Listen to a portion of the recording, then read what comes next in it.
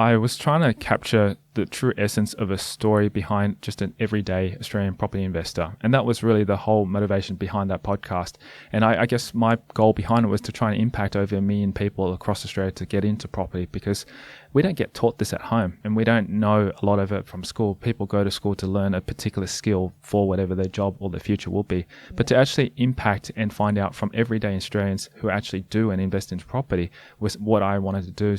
You're listening to Elevate, the official podcast of Elite Agent for real estate industry sales professionals, property managers and leaders. Each episode, we bring you the best minds in business and real estate to help you list more, sell more and elevate your results. To connect with all things Elite Agent, including the latest news, coaching and features, subscribe at our website, eliteagent.com. Welcome to another episode of the Elevate podcast, where we delve into some of the most interesting minds in business and in real estate for the very best tips and strategies for you to implement to elevate your business. I'm Samantha McLean, editor of Elite Agent, and I'm joined by Mark Edwards. Hi, Sam. That was awkward. I know it was a little bit awkward because this one actually started a little differently from the normals, did it? It was a little bit different because, well, our guest this week has got a podcast of his own, actually, which is, he's achieved over 1 million downloads. And that's just not being flippant in that he's just achieved over 1 million downloads. He's actually I think it's around about 1.2 million downloads of his podcast. In the last 2 years, yeah. which is no mean feat. But Tyrone Shum, I met Tyrone actually because he and I were part of the same podcast learning group with the guys from Hustle and Flowchart. And we met and hit it off, and he was a real estate agent, and now he's got this podcast show called Property Investory. Mm-hmm. And so basically he has various investors on his show to tell their investment stories. So we recorded an episode with him where you and I will be on his show talking about commercial real estate and how we bought this property and things like that. And then we thought it would be really interesting to get Tyrone onto our show, because Tyrone obviously listens to a lot of investors with different investment strategies, whether they be residential, commercial or whatever, mums, dads, corporations, like he's talked to a lot of them. Super funds, the whole lot, yep. Yep. And so I thought it would be really cool to ask him some questions for the benefit of our property manager listeners of what investors are really looking for. Yeah, look, it's a really interesting one because he asked some pretty deep questions as to what, sort of you as an individual on his podcast, obviously, what you as an individual, what's driven you towards that particular investment strategy. How did you start out? What were the lessons that you've learned? What would you like to do differently? Blah, blah, blah, blah, blah. It was weird being on the other side of the desk. It certainly was, but it also, the value for the listener on our podcast with Tyrone is that you actually get into the mind of the investor because he's actually interviewed so many of them. And, like for any of you that are sort of interested in property investment yourself, definitely check out the show. His show is called Property Investory. So you'll find it on iTunes and all the same places that you find Elevate. Definitely check out his show if you really want to get deep inside the mind of some of your customers. Exactly. So we were doing our side of the podcast with Tyrone. What were some of the takeaways that you actually sort of took from your chat with Tyrone?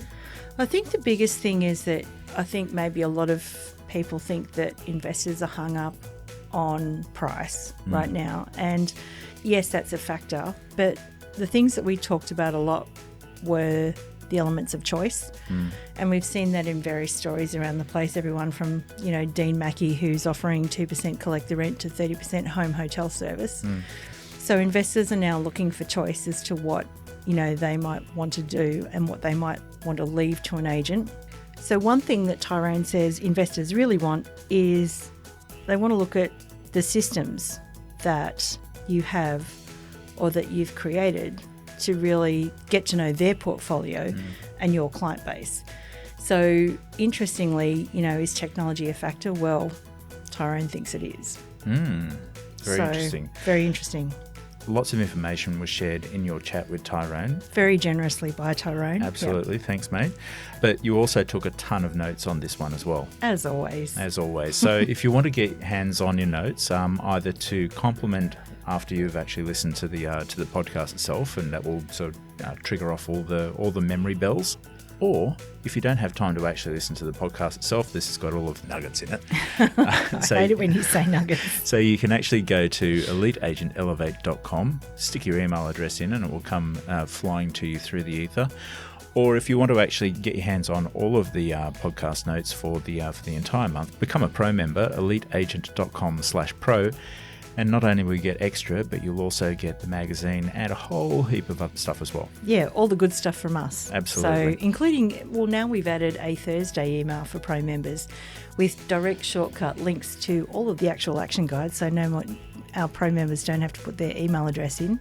They just go straight to the front of the line. Absolutely, absolutely. Which is something that we like to do for them. And also, you know, like I've been pointing out some of the cool stuff around the web, just a little bit extra, because we like to be a bit extra. That's it. It's all about saving time and getting your hands on the resources as quickly as possible. I know you guys are going to enjoy this podcast with Tyrone, and don't forget to check out his show. Welcome to the podcast, Tyrone Shum. Thank you so much, Sam. It's a pleasure to have you here in our podcast studio, actually, because we've just recorded a podcast for your show. Yeah. For Property Investory. So from one podcaster to another, this has been really fun this morning. So our audience are mainly real estate agents and your audience are mainly property investors. So I think there's some really good synergies there in terms of what you're seeing from some of the guests on your show. And I'm going to get to asking you for some good tips on what investors really want in a second. But first of all, I'm going to ask you a question that you ask all of your guests, because I'm a fan of your show. Thank you. So Tyrone, in 60 seconds or less, tell us what you do on any given day. Okay, so for me, I currently also work at a university across in Sydney, and my given day every day is pretty much helping other faculty members within the actual university to find out what their requirements are to be able to put together the systems. So I'm a business analyst by my full-time trade, and then my side hustle is property. So this is the podcast that I really, really love and enjoy doing as well too. And it's something that I've been really passionate about. I guess I started off podcasting was because I just wanted to learn. You know, I had this selfish need to like go, okay, who can tell me what to do in property? Because there's so many assets behind it. Absolutely. And so how did the podcast actually start? How did you get your podcast off the ground? Because you've got an insane number of downloads, like I think 50,000 downloads a month or something like that. Lots of people listen to you. So how did you grow from zero to that many listeners? Yeah, that's a good question. I guess over the last 2 years or so, we've had over 1.2 million downloads from the podcast, which was insane. Like I was like, wow, this is amazing, you know, for that many people to tune into the podcast and listen to it. So it came out of a little bit of an itch. I was just driving to work every day as listening to podcasts, because that's something that I really, really enjoy listening. It's listening to different podcasts that were out there, and also a lot of different business shows as well too. And through those shows, I was like, okay, I'm learning a lot of how-tos, but I'm not learning about and finding out about the stories behind them. And there's this kind of itch going, okay, I wish somebody would actually release a podcast that tells about their story, tells about where they grew up, what they did, how they actually got into property, because that's more for me the kind of story that I like to hear, and that would inspire me to continue to be motivated to do other things as well too. It's great to be able to hear all the how-to information from property side of things, and there's a ton of information out there which we can just pick up a book or go on the internet and search. But when it comes to actually the story, everyone has a very unique story, and I think when we actually tell a story, people remember that a lot more than say, you know, the facts of saying 10, 15 different properties, because properties change, I guess you can say, but their story will always remain the same because that's what they grew up with. So for me, I was driving to work one day and said, look, I want to learn more about these people. I want to actually reach out to all these people who have grown up to be, you know, media experts, property gurus, all these kind of things. And no one actually had done that. And I thought, should I actually do it? Yeah. And I actually, for about a whole year, I actually sat on it and not did anything at all. And I just thought, oh, I could not be bothered, because it's a lot of work. I've done a podcast prior to running the Property Investory podcast.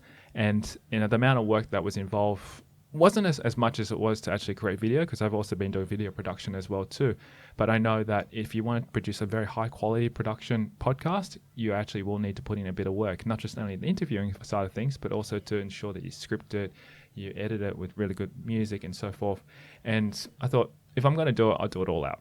I go do something very similar to like maybe Freakonomics or how I built this podcast on NPR, because they have a very, very high level of production. It's not like they just record the interview and then just release it. They actually go through, take out the best points, tell an actual narrative behind it with the story, and then release it to the audience. And that's probably one of the main reasons why their podcast has done so well, and followed by millions and millions of people. And I wanted to do the same thing, because not only that, I wanted to be able to impact listeners just like myself, because I was putting myself in the same shoes, thinking if no one else is doing it, and I've been really, really interested in that, so I'm pretty sure there'll be other people out there. So I just thought I'll give it a go and put it out there. And that's basically it. So what you're saying is anyone can have a podcast these days, but it's actually what you do in terms of consistency and your processes and production that sets you apart from just another podcast. Yeah, definitely. At the same time as well, as you said, it's a process involved. So for me, I'm not like recording every day, because I just don't have the time. I've got a full-time job, I've got a family with 2 kids, and I've got a life to live as well too. So everything for me is pretty much a systemized approach. I try to book in the interviews and do them in bulk at least once a month or so forth. I also ensure that I have a lot of interviews booked in advance. So I'm about 3 or 4 months ahead of schedule at this point in time. So therefore allows me time to be able to go through all that, and enabling to be able to have the right team behind me, because it's not a one-man show. This requires editors. It requires people to actually do the admin side, updating the website, posting it on social media, all that kind of stuff. So I don't do this all myself. And to be able to do a business like this and to be able to grow it from 0 to 1.2 million, it requires a lot of strategy in place as well too. So to answer your question, from 0 to 1.2 million downloads has been a journey in itself. It's required a lot of marketing, to reach out to the guests in the past, to ensure that your content is on par, better than what's currently out there, to get yourself out to so many different events, to meet different people, to really share it, to get the word out there, and just talking to people on forums, talking to people on different networks, coming into podcasts like this as well. It's quite a lot of, effort, but it's definitely well worth it. Yeah, absolutely. And I think that's a great takeaway. There's not enough to put something out there. You've actually got to do some work to get people in. I know that story pretty well. So your podcast is about property investment, and I imagine you're a property investor yourself. So how did you get started in property investment? I think when I was a little bit younger, I was always wanting to buy a property for myself, because I had seen how many people had been successful with buying property at a very young age, and they said always get in and start early. And that's the lesson that I was sort of ingrained at a very young age. And I guess I started and purchased my first property when I was in university, actually. I'm just trying to think, because I went through and took Steve McKnight's program, 0 to 130 properties, very, very well-known author for that. And I took his results mentoring program, which actually guided me through on how to actually buy property. And at that time, I was only still at uni, but at a very, young age, and I was very fortunate that my parents had sort of instilled me a very strong savings habit. I'm pretty much the saver in the family. I was able to save up to about $50,000 when I was about 23 or so. So during that uni days, I thought I'd go out and buy a property, a positive cash flow property. And that's how I got started in my journey in investment. And essentially from there, it just kind of propelled me through. I kind of stopped for a few years because I started going out to the workforce, pursued a career, had a family. And then that's when I think a few years later, it just kind of hit me when I was driving in the car and heard actually one of my really, really good friends who said to me, hey, and I've recently just been buying property, and he's kind of about 3 or 4 years actually younger than me, and said to me, and it was appeared in the media and said, I've got now, I think I was at that point 12 investment properties. Like, how did you do that? Yeah. And I did it within a space of 2.5 years. And I thought, all right, I got to find out more. And that's kind of what sparked my interest to get back into it, because I'm thinking, if this person who I knew as my friend, he's a very smart guy, but he's no different to any other of my friends out there. They're all pretty, good mates and stuff like that. If he can build a property from 0 to 12 in like 2.5 years, yeah, if he can, I can. I can too, So that's what kind of sparked the interest to get back into it. And then that's from there I started buying another commercial property, and I've also purchased a residential property as well too. So starting to build that up and getting into also property development as well too. Yeah, so tell me a bit about the property development that you're involved in, because that's pretty interesting. There was a sort of a demand from the podcast, because people were reaching out and saying, hey, can you refer me to some good deals or connect me up to buyer's agents or even real estate agents to look for some property? And one of my coaches said to me, look, you've got a really good following. A lot of people love listening to podcasts, and majority of them are investors. And a lot of them are usually full-time working in a job or running full-time business, and they don't necessarily always have time to be able to invest their money. They can go out and find a property, but that's going to take them time as well. So she said, look, if you've got some great investors, which we always do, why don't you try and create a win-win situation for them where you put together them as the investor into deals that we have in the back, which we work together with working partners, and you can form a strong relationship to help them generate like returns up to like 15-20% as well. And I thought, well, that's not a bad idea, bring it out and give it a go. And in a very short space of time, we had investors coming in and say, hey, look, we'd love to be able to invest in your deals. And the current one that we're currently working with, which is up in Queensland at the moment, the property is nearly done, but it was basically, we'd purchased this property outright. It was a 1 into 2 subdivision where we renovated the front house and also subdivide the block of land in the back. And something like that normally takes about 12 months or so to do, but the return on that is quite phenomenal, because the market's also moving. We initially projected the profit to be about 230,000. Since the market's been moving and the renovations turned out really well, it's about an extra 100K on top of that. So just small little developments like this has been very, very profitable for not just only the money partner, but also for us overall as well. And the amount of work that we put into it, it's quite phenomenal that you can actually receive that kind of return for the little amount of work that you need to do. Yeah, and so you actually help people get into these things now as well. Yeah. So it's really turning like one passion into another passion for you. Yeah, for sure. Is there ever a point that you'll give up your day job? There probably will be at a certain point, I'd say, but I think I'm enjoying it too much right now to give it up. I don't know if people have actually worked at university, but coming from corporate, it's a very different lifestyle altogether, and it's really fun to be able to work, and I've got great colleagues and so forth. Yeah. Ultimately, yeah, that would be my dream, is to create a lifestyle business, and that's what ultimately I want to do. And that's why I think since creating Property Investory, because it's able to run in the background and I can still work full time, it's been very, very well. And if I took away the job, I get the asking, what am I going to do next? Yeah, that's right. You would stop being so busy, and then what there be. So what I'm really interested to know, and what our listeners are probably really interested to know from you, is you talk to a lot of investors. Can you give me an overview, a bit of an avatar of some of the successful investors that you are talking to at the moment? Because, we have a lot of salespeople listening who are obviously helping people buy and sell property, and we also have property managers who are helping to manage that property. So what does the successful investor of 2020 really look like? What are their characteristics? What I initially started off was I was trying to capture the true essence of a story behind just an everyday Australian property investor. And that was really the whole motivation behind that podcast. And I guess my goal behind it was to try and impact over 1 million people across Australia to get into property, because we don't get taught this at home, and we don't know a lot of it from school. People go to school to learn a particular skill for whatever their job or their future will be. Yeah. But to actually impact and find out from everyday Australians who actually do and invest into property was what I wanted to do. So ideally, the kind of, investor that would be I'm looking at in interviewing is usually people who have at least a portfolio of at least minimum 2 or 3 properties, anywhere up to, I've had people like Steve interview, and he's told me he's purchased over 1,000 properties in his portfolio at one stage. And I go, how do you manage all those properties in one? So, it can vary. It just depends on, what stage they're at. So we've got a few different segments. We've got people who have come from a property development background where they're doing lots and lots of property developments, then building units, high rises and so forth, all the way down to the mums and dads kind of investors. But to actually realistically say that most of the interviews I've done, I think it's mostly the people who have just a fantastic everyday life. They could be just working in their full-time job, but have a portfolio like 10 or 12 properties that are generating residual income. I'm trying to think of another family who I recently interviewed, who is, most of them are financially free, and they're just still working in their full-time job as a financial consultant inside the bank, and they're happy to just do that. So, property doesn't necessarily mean that you need to retire from work, because people enjoy work at times, like myself.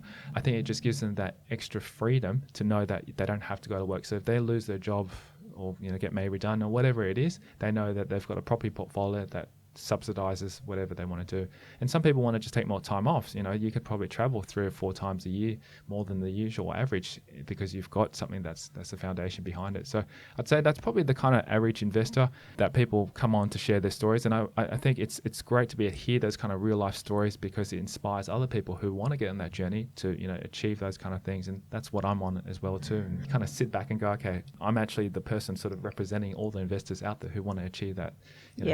Ultimately to have a portfolio that they can actually retire on or have there as the future generation for their kids and so forth. Yeah, I think that's really nice because, sometimes I guess there are people behind these properties and it's much more than just an address on a rent roll that is the story behind why that person's bought the property, what were their challenges in getting the finance, what are they expecting back from it? And they're all the sorts of things that you kind of dig into, aren't they? Yeah, definitely. It's really interesting because every single story is unique because there's no person that has the same horror stories or I wouldn't say horror stories, but stories where things have just been challenging, the properties that just haven't turned out well. I could give you a few stories. I recently chatted to another guy who said that one of his houses that he purchased, and it's one of those kind of regional towns, completely got burnt down. Not only did it get burnt down as well too, he actually struck a complete electric shock to the neighbor's house next door because they decided to plug the power point into the next door and it decided to rain. So it blocked out both of their power and, the whole kind of, 2 houses went down. Not only that, they also vandalized the whole house as well. So things like that do happen, but it's not very common. But I think the turnaround behind that was the insurance was paid out and he managed to get all these things kind of fixed up and got to create a brand new property. Things like that are really inspiring stories. But at that point in time, you should have just heard his voice. He was like scared as anything, thinking, what am I supposed to do in this situation?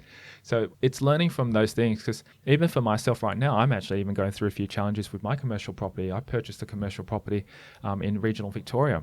Over the last few months or so, some of the tenants have decided to leave, and I'm also going through a stage of trying to renovate that property remotely too. And I'm facing a few challenges at this point in time, trying to get down there, find the tradespeople and help do whatever it is.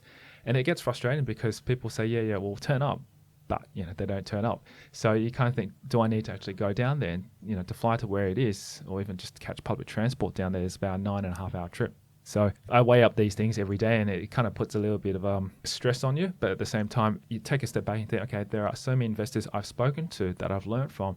They teach you how to sort of also change your mindset and also go, okay, well, if they've done it, I can pretty much learn from them as well too. Yeah, and I guess that might be where having someone on the ground to help you out might be a good thing. So let's talk trends. Property managers at the moment, I think it's a really interesting place to be because I think there's a lot of opportunity there, different opportunity to what we've seen before. But have you noticed any investment trends that property managers and other real estate agents should be aware of? Yeah, definitely. Well, it's funny you asked me that question because I recently interviewed a property manager who has, been investing since she was 21. She's financially free, but she still runs a property management business because that's one of her passions.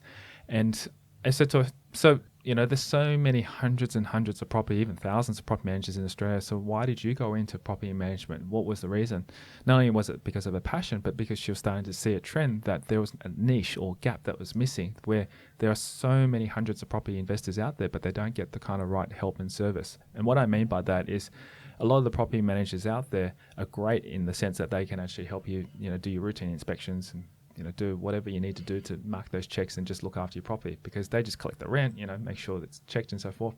But there are also a lot of investors out there who are time poor, who don't have the skill set to go out and potentially do extra renovation on their property, who don't have the ability to be able to say, okay, I could actually increase value by adding maybe an Airbnb and so forth. And that's where she comes in with her knowledge and sort of strategizing with her investors to say, hey, look, what you could potentially do here is maybe rent out the granny flat and put an Airbnb, and at the front you can renovate it to uplift the value and add X, Y, and Z rental on it. So those kind of things are actually happening right now. And for property managers out there who aren't doing this right now, there's a great opportunity to jump on that at this point in time.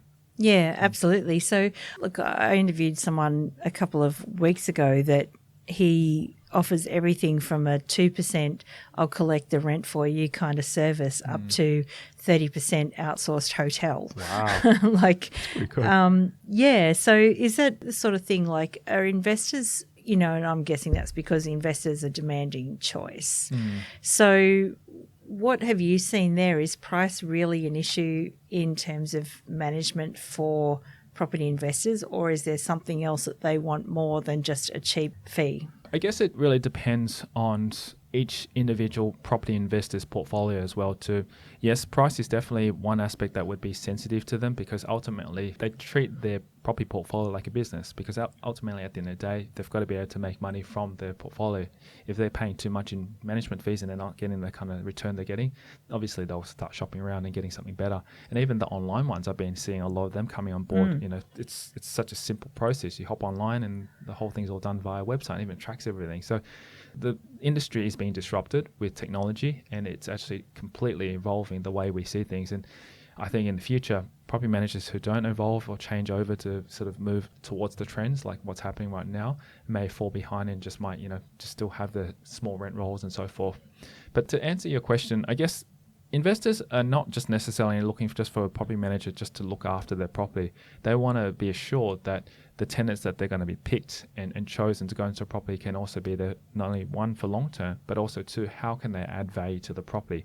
Because some people might be purchasing a property to do development down the track. They may want to add more things to do it. They may want to renovate and so forth. So how do you manage that process? And this is where you'd be tapping into sort of the property manager's shoulders to be able to get guidance on it. I'll give you an example for myself.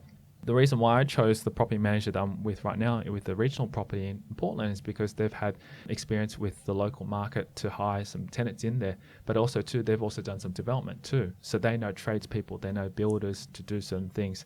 And the reason why they've been really good, helping me with that is because I'm currently located in Sydney and they're in Melbourne, and I could sort of just trust that they will be able to find the right thing because they've done 3 or 4 big developments like that as well too. So it's like those kind of things that I'm looking for as an investor to invest into, and I want to make sure that if everything's going to be done correctly and well, that I can trust my property manager to help me with those additional services as well. And they don't necessarily need to charge for it. Some may do, but a lot of times they're happy to add that value because they know that if they refer, or if you send them great tradespeople, you'll refer other property to them as well. And so far they've taken at least 2 or 3 properties from us as well. So yeah, so what you're saying, if I could just try and summarize that a little bit, is that number one is that as an investor, you really want the property manager to have enough knowledge of what's happening in the market that they're actually going to help you improve your investment and potentially even get you into your next one. That's right. And then you're also on another level looking at the tradespeople being really well connected. So so it's almost like in the sales world or in peak performance world, we kind of talk about having a pit crew around you. Yeah. Like, you So might have a coach and you might have an accountant and you might have a few The other whole people, team, like yeah. a team of people. And so, ideally, like a property investor needs a pit crew around them that, can connect them up with the great trades, connect them up with other investment opportunities, connect them with other people that might be useful in the journey. Yeah, totally. One thing I probably should add as well is what I also look for in property managers is the technology that they use, because sometimes I don't want to just necessarily just pick up an email from them saying this is your rent roll for the month or so. It'd be great to be able to just access a system where they own or have developed or so forth to be able to just see what's going on in your portfolio. Like that kind of added value service would be great, because I guess at this point in time, not many property managers have that kind of thing. Like I've got a few properties at this point in time, and I still have to constantly call up and say, can you send me a statement? It'd be nice to just log in and have a look, what's been happening and so forth.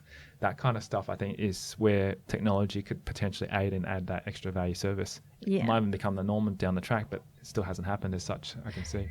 Yeah, no, I agree with you. I think there's a lot of people that are almost getting there, but, it still seems hard. Like, particularly, like if you don't have the technology in your office, then, yeah.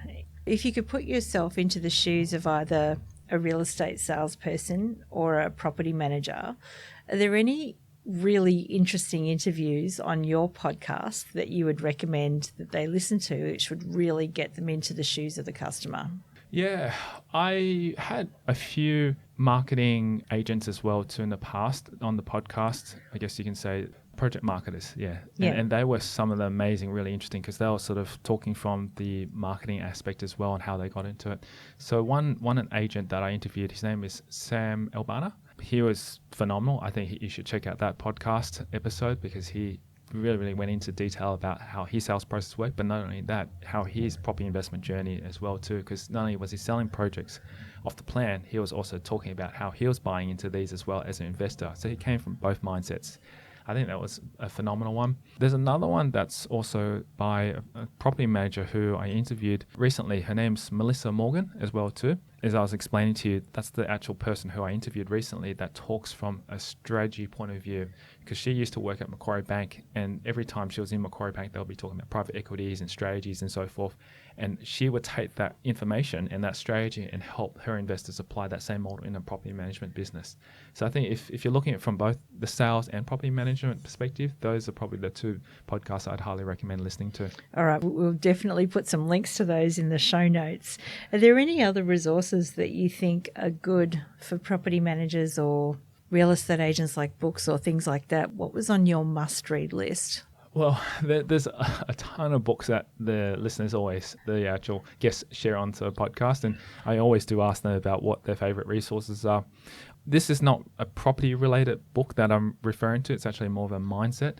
And one of the ones that I was recommended when I first started investing into property was by an author by the name of Jeff Olson, called The Slight Edge.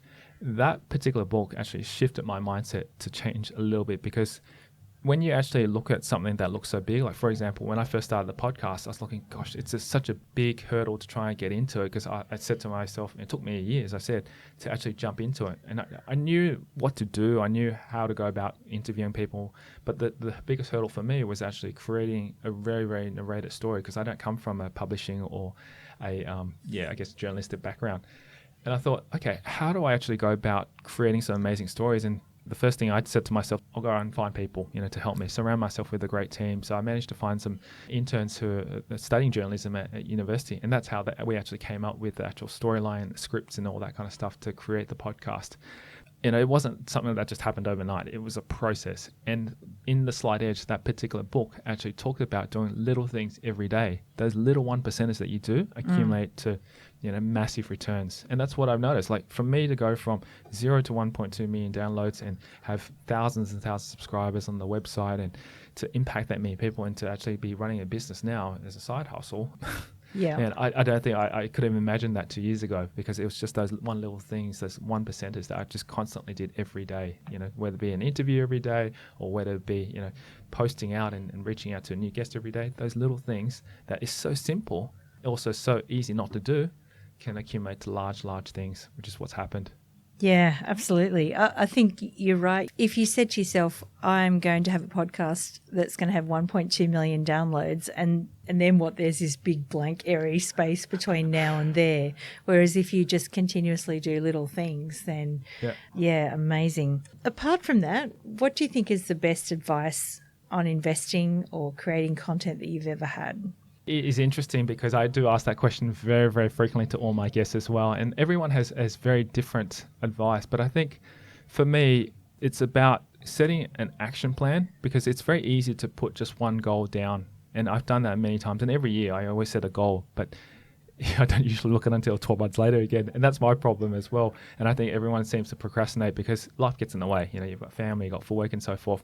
But what I've noticed is that as soon as I put a goal down, and I do this on a weekly basis, I actually put an action plan around it. And what I mean by that is to actually break down that goal and have little things scheduled into your calendar. So I picked it up from actually one of the other podcasts, is basically take those little one things that you've got to do every day and slot in the slots that you've got to do. So whether it be an hour or half an hour, put it and block it into the calendar.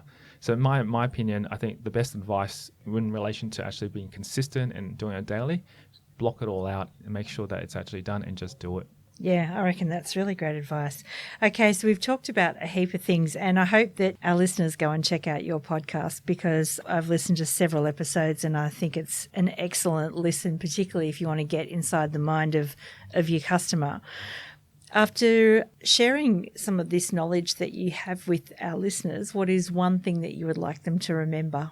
The thing is it's very easy to procrastinate on property because it does seem like a big hurdle for a lot of people. You know, you go, okay, if I want to buy a piece of property or even just get started to buy your own home, for example, there's so many things that you need to do. You got to speak to an accountant, you got to speak to a solicitor, find out a real estate agent and so forth. But it's very easy to get overwhelmed. But I think the takeaway key lesson is to actually just go out there and just start, just really, really start on that, because if you don't start, you'll never get anywhere. Yeah. And I've learned just from my personal experience, you will make mistakes, but at the same time, you'll be thanking yourself for taking that action to actually get and start implementing or start looking for that property if you want to start investing in property. Yeah, and I guess too, if you're an agent, like think about that from being in the shoes of your customer.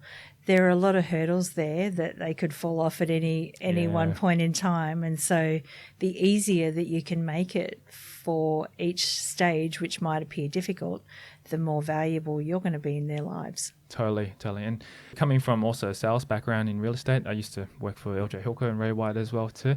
I think the things that I've learned from working within those practices is the support that you get from it. If you get the support that they give you, the training, the skills and so forth, there shouldn't be any reason why you can't get out there. It's just probably, the thing that's holding between your two ears, that's probably holding you back. And I think take that fear away, change the mindset and say to yourself, look, if I can make little changes every day, I can definitely see that I can reach that goal, over a period of time. So you just got to change that mindset and just take action. Yeah, go out there and help people. Yep. Absolutely. Tyrone Shum, thank you so much. Thank you so much, Sam, for having me on. To connect with all things Elite Agent, including the latest news, coaching and features, subscribe at our website, eliteagent.com.